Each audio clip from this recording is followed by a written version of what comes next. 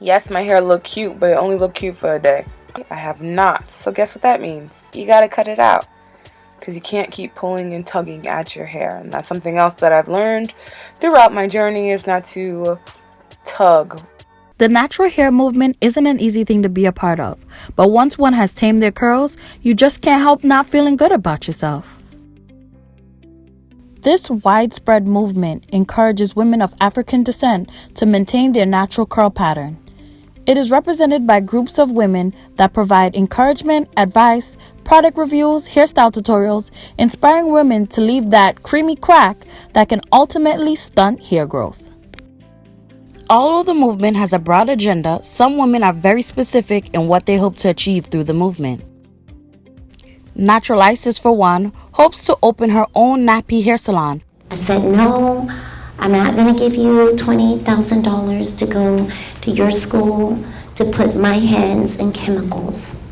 I want to have the only nappy hair school in the United States of America. There was a video that played before, and it showed her journey throughout her life, being arrested for braiding hair, and she's just trying to support herself. So the whole situation was just bizarre. It was illegal to braid, lock, and shampoo nappy hair.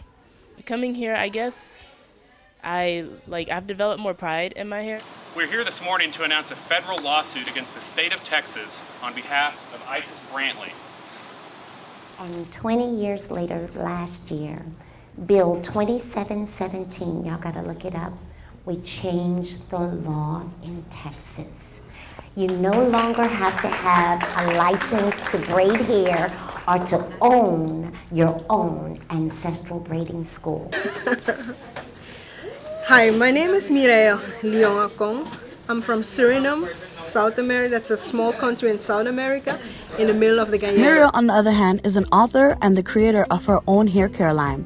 Through her novels, she hopes to shed light on the social injustice that blacks do not have the fundamental rights to wear their God-given tresses natural without being stereotyped.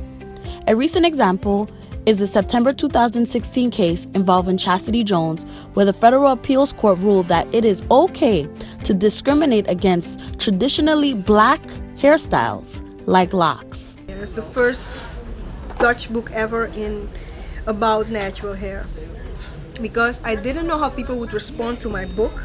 I published the book. I found a publisher who was willing to publish the book. I wrote that book and they were willing to publish it.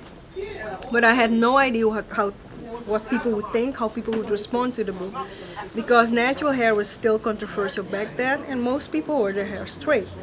For me, no matter how many products you throw at your hair, if you don't solve the issue, you will never have healthy hair. You gotta have a healthy mind about your hair, about what you're doing. And so the goal of my business as a social entrepreneur is to change the perception of natural hair, because everything stands and falls with perception. So my family reacted like, who the hell is she?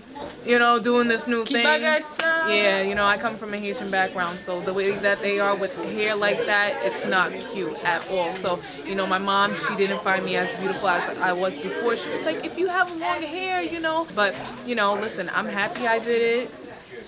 It was definitely a change for me, but I'm glad, staying 6 years strong in the natural hair game, I loved everything, what she talked about, her book, what she discussed, and, I really am glad that we both came here today. Yeah, so. her message was great.